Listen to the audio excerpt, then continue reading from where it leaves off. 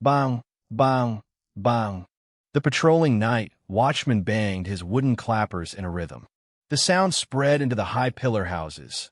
Fang Yuan opened his dry eyelids while his heart silently thought, "It's already the hour before dawn." He had been lying in bed thinking for a long time last night. He thought up a lot of plans. He probably only slept for a little over 2 hours. His body has not started cultivating, his energy is not so vigorous, and thus his body and mind were still shrouded in exhaustion. However, with 500 years of experience, Fang Yuan had long built up deep steel-like determination. This sort of sleep-deprived exhaustion is nothing to him. Immediately, he shoved away the thin silk blanket and got up neatly.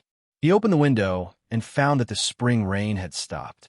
The mix of fragrance of the earth, trees, and wild flowers greeted him. Fang Yuan felt his head clear, the sleepiness washing away cleanly. Right now the sun had yet risen, the sky still a deep dark blue, not dark yet not bright. Looking around, the tall houses made of green bamboo and wood contrasting with the mountain was a sea of pale green color. The tall houses had at least 2 floors. It was the mountain folks' unique structure of a house. Due to the mountain's uneven terrain, the first floor is massive wooden stakes. The second floor is where the people reside. Fang Yuan and his brother Fang Zheng stayed at the second floor. "Young Master Fang Yuan, you're awake. I will go upstairs and wait for you to wash up." At this moment, a maiden's voice floated up from downstairs. Looking down, Fang Yuan saw his own personal servant, Shen Cui. Her looks were only slightly above average, but she dressed up well. Shen Cui wore a green robe with long sleeves and trousers, had embroidered shoes on her feet, and her black hair had a pearl hairpin. Her body from head to toe radiated youthful vitality. She looked happily at Fang Yuan while carrying a basin of water and walked upstairs. The water was at the right warm temperature and was used to wash the face. After rinsing his mouth, he used a willow twig with snow salt to clean his teeth. Shen Cui waited gently, her face wearing a smile and her eyes lively as spring. After he was done, she helped Fang Yuan dress, her plump breasts rubbing against his elbow or his back a few times during the process. Fang Yuan's face showed no expression. His heart was calm as water. This servant girl was nothing but his aunt and uncle's watch-eye and was a vain, heartless girl. In his previous life, she enraptured him. But after the awakening ceremony, when his status plummeted, she quickly turned away her head and gave him countless disdainful looks. When Fang Zheng came over, he was in time to see Shen Cui smoothing the creases on the clothing of Fang Yuan's chest. His eyes had a flicker of jealousy. These years living together with his older brother, under the care of Fang Yuan, he also had a servant waiting on him. However, his servant was not a youthful girl like Shen Cui, but a fat and wide old woman. "I wonder which day can Shen Cui wait on me like this, wonder what it feels like," Fang Zheng thought inside his heart, yet he did not dare to. His aunt and uncle's biased love to Fang Yuan was no secret to everyone. Originally, he did not even have a servant to wait on him.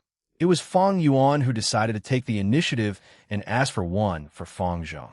Although there was the status difference of master and servant, but usually Fang Zheng did not dare underestimate Shen Cui. That was because her mother was the Mother Shen, one who stood beside his aunt and uncle. Mother Shen was the caretaker of the entire household. Having full trust of his aunt and uncle, her authority was not small. "All right, no need to tidy up."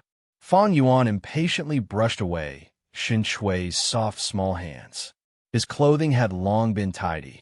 She was just trying to seduce him. To Shen Cui and the brightness of her future, Fang Yuan's possibility of having an A-grade talent was huge. If she could be his concubine, she would be able to elevate from servant status into master. It was quite a big step. In his previous life, Fang Yuan was deceived by her and had feelings for Shen Cui. After his rebirth, he was clear as a blazing fire, his heart as cold as ice. "You can leave." Fang Yuan did not even look at Shen Cui as he tidied up his own sleeve cuffs. Shen Cui pouted slightly, feeling that today Fang Yuan's puzzling behavior was rather odd and upsetting. She wanted to reply in a spoiled way, but being scared by his cold and confusing nature, her mouth opened and closed a few times before she ended up saying yes and retreating obediently. "Are you ready?" Fang Yuan asked Fang Zheng. His younger brother stood at the doorway, his head bowed down to look at his toes. He muttered a light yes. Fang Zheng had actually been awake since the fourth watch, too nervous to fall back asleep. He quietly got out of bed and got ready a long time ago, his eyes having black circles. Fang Yuan nodded. In his previous life, he was not clear about his younger brother's thoughts. But in this life, how could he not understand? But right now, it was meaningless to him. And he lightly said, "Then let's go." So the two brothers left the house. On the way, they bumped into many youths of similar age, all in groups of twos and threes, quite clearly heading to the same destination. "Look, guys, those are the Fang brothers." Their ears could pick up the small, cautious talk. The one walking in front is Fang Yuan. He's the Fang Yuan who created the poems, some of them emphasized. So that's him. His face is expressionless, as if he had no regard for others, just like the rumors say.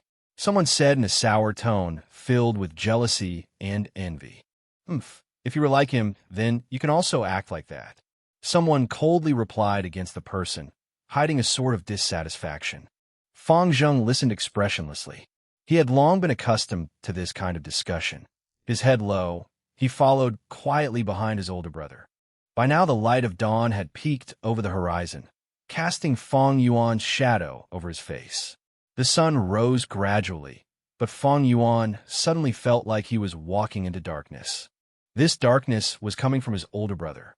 Maybe in this life, he would never be able to escape from the imprisoning, huge shadow of his brother. He felt a burst of pressure on his chest, making his breathing difficult. This damned feeling was even making him think of the word suffocate. This talk is a good example of the saying, "Those who have outstanding talent easily bring about jealous from others," Fang Yuan thought with a sneer as he listened to the gossip around. No wonder when it was announced that he had C-grade talent. He would be surrounded by enemies and suffer harsh, disdainful coldness for a long time. Behind him, Fang Zheng's breathing got dreary and tried to stop listening.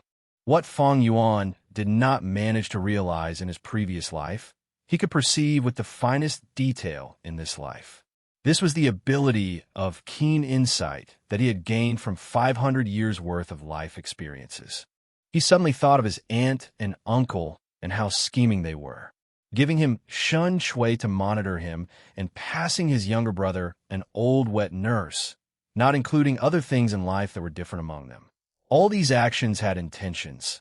They wanted to cause unhappiness in his younger brother's heart and instigate a rift among the brothers. People are not worried about whether they receive less. People worry about whether whatever they received is undistributed well.